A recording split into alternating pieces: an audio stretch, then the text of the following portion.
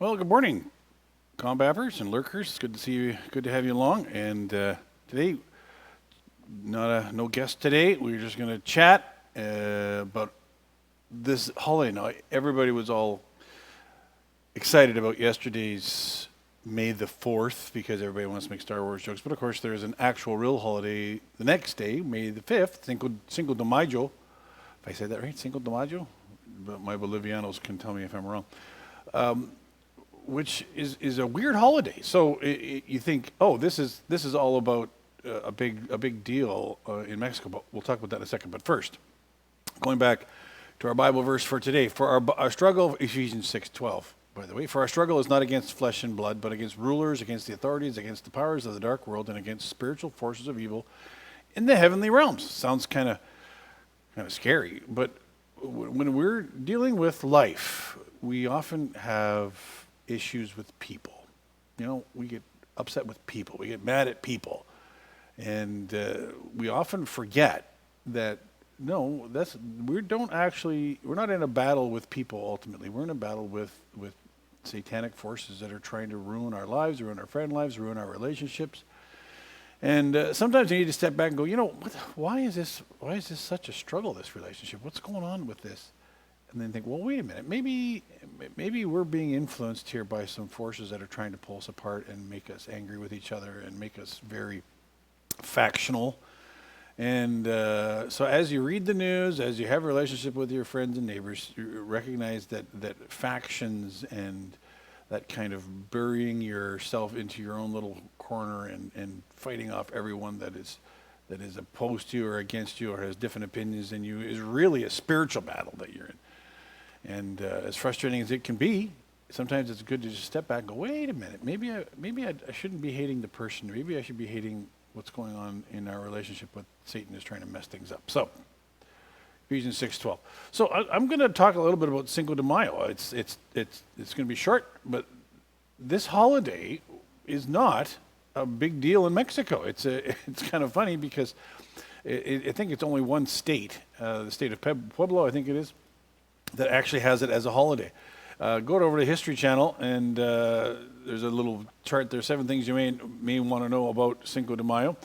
But this story is from the middle of the 1800s, where Mexico has been invaded by France. Now you think, well, wait a minute.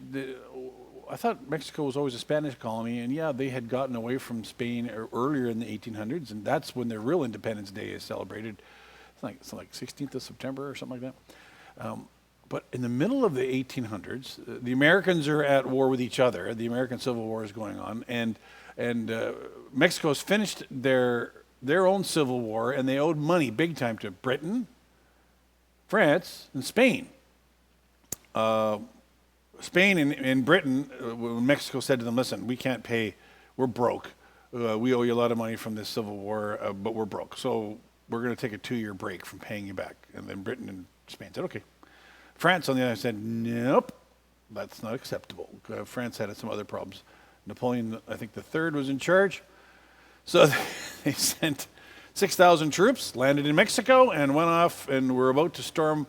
Landed in Mexico, went inland a ways, and got to a little town called Pueblo, which back then was called Pueblo de los Angeles.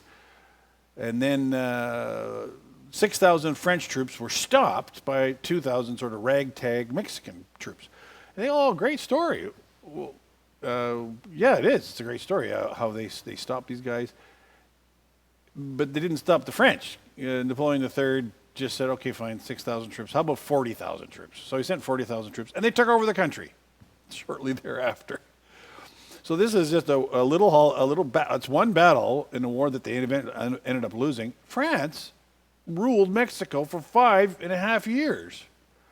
And then the Americans finished their Civil War and went and looked at France, and Mexico said, yeah, we're not gonna let you stay there. So France said, okay, fine, and they left. So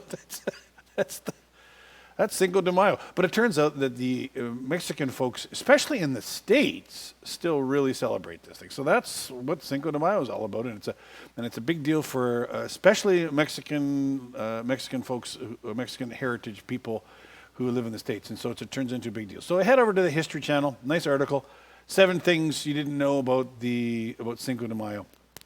And honestly, before I looked it up, I was like, I had no idea that France had ruled Mexico. And in fact, even crazier, they had ruled it for, I think, a year and a bit previous to that, way back about 60 years earlier. So, a lot of the colonization stuff and the wars and all these things, we don't really be handling. So that's Cinco de Mayo. So there you go. Nice some information for you. We're going to hang out again at 3 o'clock on Facebook for some funny stuff.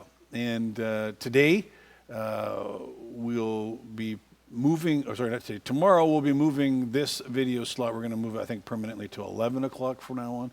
So if you're a tune in liver, we're going to go to 11 o'clock. So just in case you care. And after that, because we're going to be starting doing some small group activity here in the church building, and we're going to be needing lots of space for that, so we're not going to have time to shift things around in time for 10 o'clock. So we'll go to 11 o'clock, and that's it. So that's 6 minutes today, and that's it. God bless, and this too shall pass. So bye-bye.